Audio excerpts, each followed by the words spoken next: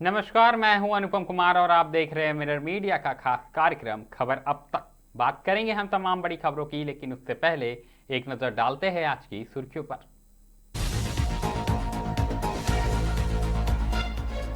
Mannan Malik के निधन पर राज्यभर में शोक की लहर, सीएम सहित कई लोगों ने जताया दुख।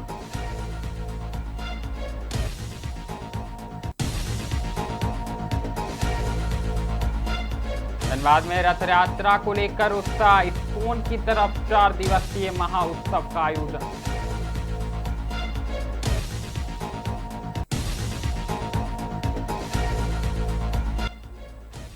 बंगाल ज्वेलरी लूटकांड का खुलासा, 2 आरोपी गिरफ्तार, पिस्टल और नकदी बरामद।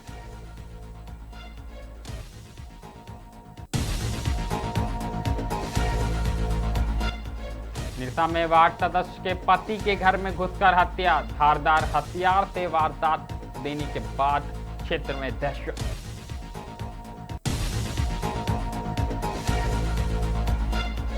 राजीव मिश्रा आत्महत्या मामला, परिवार बोला सांसद के आरोप निराधार, विधायक को बेवजह बदनाम ना करें। अब खबरें विस्तार से। सबसे पहले बात करेंगे हम धनबाद की। आपको बता दें कि झारखंड के पूर्व मंत्री, धनबाद के पूर्व विधायक और कांग्रेस के वरिष्ठ नेता मन्नान मलिक का निधन हो गया है। 83 वर्षीय मन्नान मलिक ने रांची के एक निजी अस्पताल में अंतिम सांस ली। जानकारी के अनुसार वे लंबे समय से अस्वस्थ थे और उनका इलाज चल रहा था। उनके निधन की खबर से धनबाद समेत पूरे झारखंड में शोक की लहर दौड़ गई है। उनके निधन पर राजनीतिक और सामाजिक क्षेत्र से जुड़े कई लोगों ने गहरा दुख व्यक्त किया। मुख्यमंत्री हेमंत सोरेन ने भी उनके निधन पर दुख जताया है। एक्स पर पोस्ट करते हुए उन्होंने उनकी आत्मा की शांति की कामना की। इसके साथ ही जीप अध्यक्ष शारदा सिंह और विजय झा ने भी मन्नान मलिक के निधन पर दुख व्यक्त किया है। क्या कुछ उन्होंने कहा, आप भी सुनिए।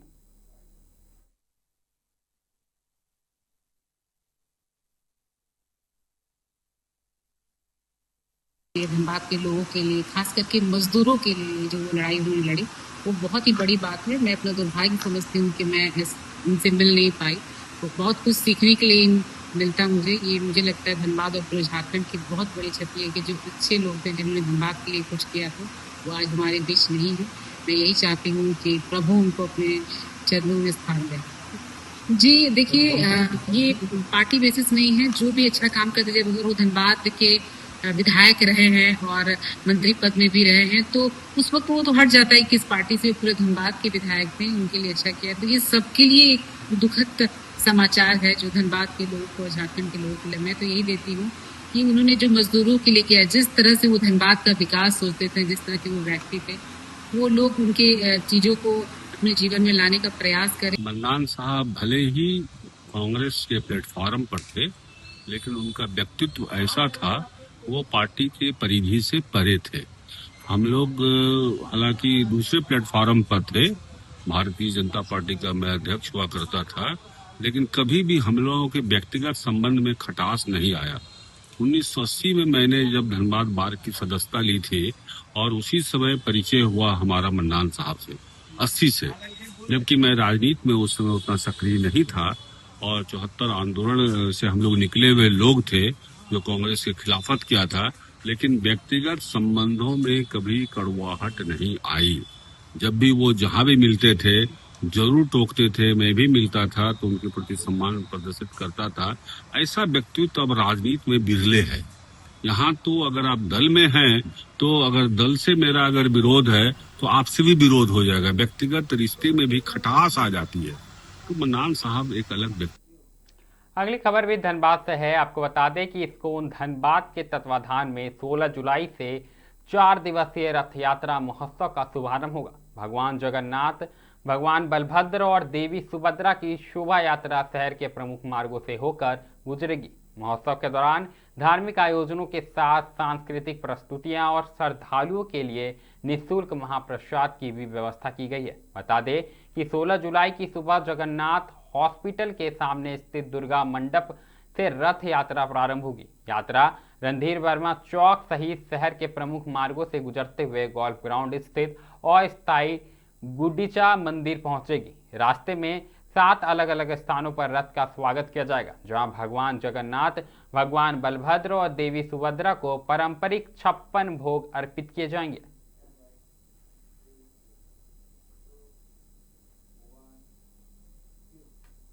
रुक करेंगे गोड्डा का। आपको बता दें कि गोड्डा के चर्चित बंगाल ज्वेलर्स लूटकांड का पुलिस ने बड़ा खुलासा करते हुए 2 आरोपियों को गिरफ्तार कर लिया। दरअसल गिरफ्तार अपराधियों की निशानदेही पर घटना में इस्तेमाल की गई टीवीएस अपाची बाइक, एक देसी पिस्टल, 4 जिंदा कारतूस, लूटी गई नकदी और गलाकार तैयार किया गया सोना बरामद किया गया। साफ तौर पर 8 जुलाई की शाम कारगिल चौक स्थित बंगाल ज्वेलर्स में 3 हथियारबंद बदमाशों ने फायरिंग कर संचालक वासुदेव रॉय से सोने के आभूषण और नकदी लूट लिए थे। मामले में नगर थाना में प्राथमिकता दर्ज होने के बाद एसपी के निर्देश पर विशेष जांच दल का गठन किया गया। तकनीकी और मानवीय साक्ष्यों के आधार पर एसआईटी ने देवघर जिले से जुड़े 2 आरोपी अजीत यादव और राजेश यादव को गिरफ्तार किया। पुलिस ने आरोपियों के पास से करीब 40 ग्राम गलाया हुआ सोना, देसी पिस्टल, मैगजीन, 4 जिंदा कारतूस, 41,500 रुपए नगद और घटना में प्रयुक्त बाइक भी बरामद किए। पुलिस के अनुसार अजीत यादव के खिलाफ पहले से लूट और आर्म्स एक्ट के कई मामले दर्ज है। फिलहाल इस लूटकांड में शामिल अन्य फरार आरोपियों की भी गिरफ्तारी के लिए लगातार छापेमारी की जा रही है और पुलिस ने जल्द पूरे गिरोह का पर्दाफाश करने का दावा किया है।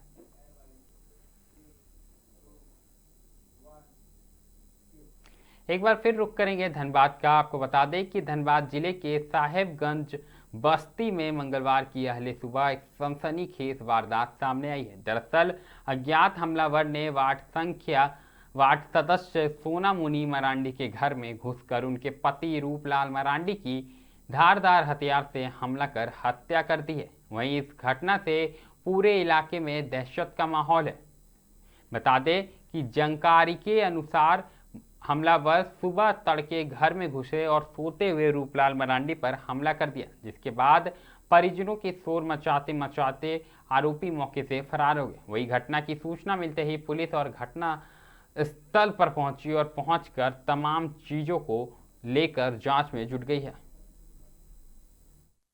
ছিলাম না ওইখানে তো আমাকে আমি বললাম কি আমার কোমর বেদনা করছে, আমি অল্প শুনিয়ালি তো তখন ভালোই ছিল, দুজনাই ভালোই ছিল।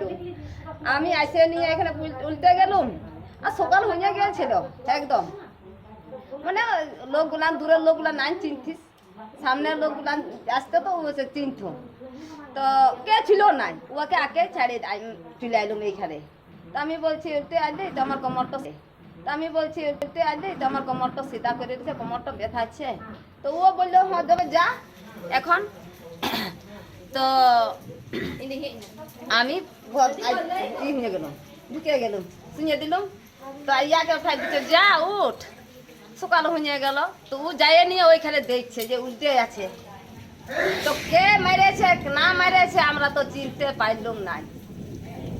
মানে कोई पता ना नहीं। ना ना ना अगली खबर धनबाद के निरसा से आई है। आपको बता दें कि निरसा में आयोजित एक प्रेस वार्ता में राजीव मिश्रा के बड़े भाई मृत्युंजय मिश्रा और उनकी माता पुष्पा मिश्रा ने सांसद द्वारा विधायक अरूप चटर्जी पर लगाए गए आरोपों को पूरी तरह निराधार बताया। उन्होंने कहा कि राजनीतिक लाभ के लिए तथ्यों को तोड़ मरोड़ कर पेश किया जा रहा, जिससे उनके परिवार की भावनाएं आहत हुई है।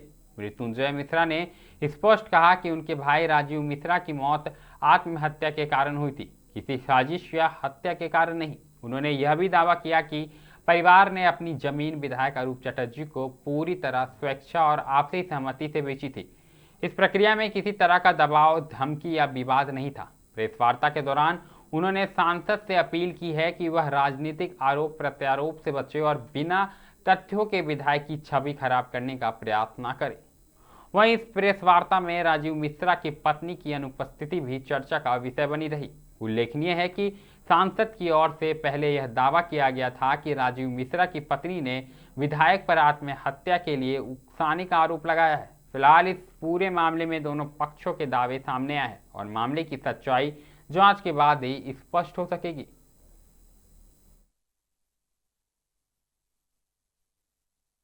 विरोधियों को ये जवाब दूंगा कि मेरे विधायक जी ने मेरे साथ में कोई नाइंसाफ़ी नहीं किया है और मेरे भाई के हत्या में या आत्महत्या में उनका कोई भी किसी प्रकार का कोई हाथ नहीं है। सांसद महोदय को क्या दो टूक जवाब देना चाहेंगे? सांसद महोदय को मैं यही कहना चाहूँगा कि उन्हें अच्छी राजनीति करनी चाहिए। ये गलत राजनीति, गलत मनसा पालने से उनका राजनीतिक जीवन जो है खतरे में पड़ जाएगा और किसी भी प्रकार का बदनामी किसी प्रतिनिधि करने से उनको कोई लोकप्रियता हासिल नहीं होगी।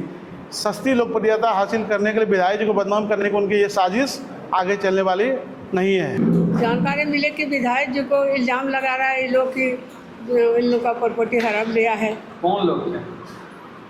हम ही लोग का प्रॉपर्टी मैंने विधायक जी हड़प लिया है, यही मैंने हम लोग को सुनने में आया है। सच्चाई क्या है? सच्चाई हम लोग का प्रॉपर्टी था, हम लोग अपने से मन से बेचे हैं और विधायक जी खरीदे हैं। हम लोग का जो पैसा बातचीत हुआ वही पैसा हम लोग। अवैध गतिविधियों के खिलाफ छापेमारी कर मैथन से लौट रही हजारीबाग जिले के चलकुस्सा थाना की पुलिस टीम मंगलवार को सड़क हादसे का शिकार हो गई। लौटने के दौरान पुलिस का वाहन अनियंत्रित होकर दुर्घटनाग्रस्त हो गया। बता दें कि हादसा इतना भीषण था कि एक हवलदार की मौके पर ही मौत हो गई, जबकि 3 अन्य पुलिसकर्मी गंभीर रूप से घायल हो गए हैं। घटना की सूचना मिलते ही आसपास के लोगों और स्थानीय पुलिस ने राहत एवं बचाव कार्य शुरू किया। घायल पुलिसकर्मियों को तत्काल धनबाद स्थित असरपी अस्पताल पहुंचाया गया, जहां उनका इलाज जारी है। वहीं डॉक्टरों की टीम लगातार उनकी निगरानी कर रही है। हादसे की जानकारी मिलते ही धनबाद और बरबड्डा थाना प्रभारी पुलिस बल के साथ मौके पर पहुंचे। वहीं दुर्घटना वाहन को सड़क से हटाकर यातायात सम्मान कराया गया। साफ तौर पर पुलिस ने घटनास्थल का निरीक्षण कर हादसे के कारणों की जांच शुरू कर दी। प्रारंभिक जानकारी के अनुसार चलकुस्सा थाने की टीम मैथन क्षेत्र में छापेमारी अभियान पूरा करने के बाद हजारीबाग लौट रही थी। इसी दौरान रास्ते में यह दर्दनाक हादसा सामने आया।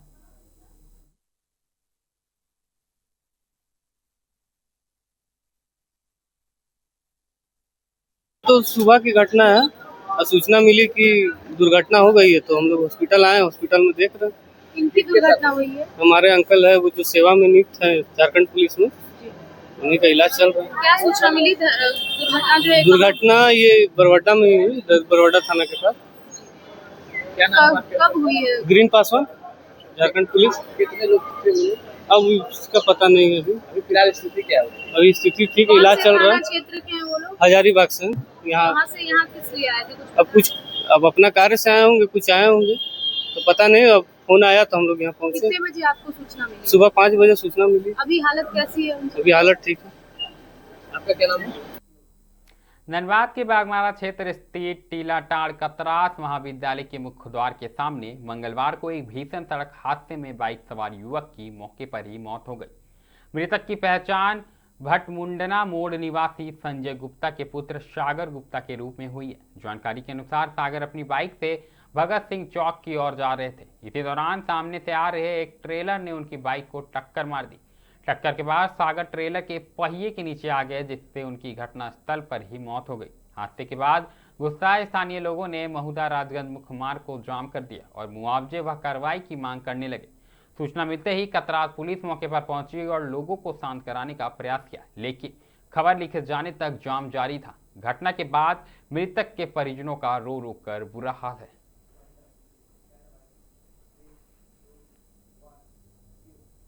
खबर अब तक में अभी के लिए फिलहाल इतना ही। ऐसी तमाम बड़ी खबरों से लगातार हम आपको अवगत कराते रहेंगे। कहीं मत जाइएगा, बने रहें मिरर मीडिया के साथ।